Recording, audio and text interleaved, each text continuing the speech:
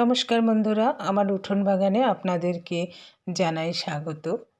এই যে দেখছেন, আজ আমি একটা ক্রিকেট বল সবেদা গাছ লাগাবো বলে মাটি তৈরি করছি। এখানে কিছুটা ভার্মিকম্পোস্ট, গার্ডেন সয়েল, শিংকুচি, হাড়কুচি ও বালি নিয়েছি। আর নিয়েছি একটা জার, যে জারটা আমি বাজার থেকে মুদিখানা দোকান থেকে সংগ্রহ করেছি। এটা কাজু বাদামের জার, মাত্র 50 টাকাতেই পাওয়া যায় বলে সস্তা হয়, তাই আমি এটা কিনেছি। একটা টবের দাম কমসে কম 90 টাকা বা 80 টাকা, একটা বড় জারের দাম কিন্তু মাত্র 50 টাকা। সেই জন্য আমি দামের দিক থেকেও বাগানিদের একটু সচেতন থাকতে হয় বলে এই জারটা সংগ্রহ করেছি। তারপরে এর ড্রেনের ব্যবস্থা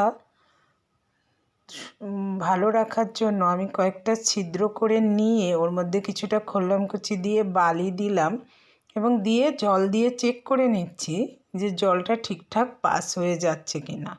হ্যাঁ, দেখলাম যাচ্ছে।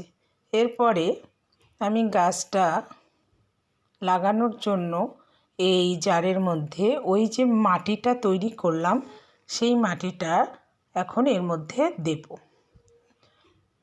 কিছুটা মাটি আমি দেবার পরে ওই গাছটাকে মাঝ বরাবর বসিয়ে দেব, কেননা জারটা অনেকটা বড়, এখানে অনেকটা মাটি ধরবে।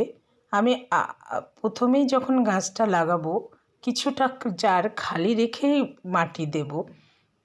আমার খুবই শরীর খারাপ, জ্বর এসছে, ঠান্ডা লেগেছে, তাই কথাগুলো কেটে কেটে যাচ্ছে, আপনারা কিছু মনে করবেন না।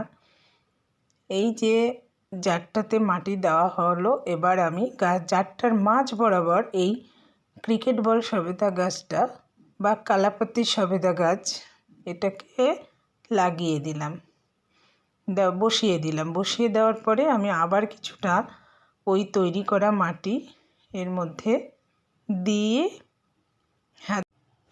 দিলাম, দিয়ে ভালো করে চেপে চেপে সাইডটার মাটি বসিয়ে দিলাম এবং মাঝখানে খেয়াল রাখতে হবে মাটিটা চাপা যাবে না।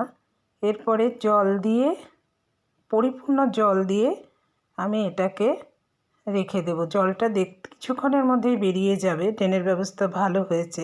এভাবেই আপনারা গাছ লাগাবেন।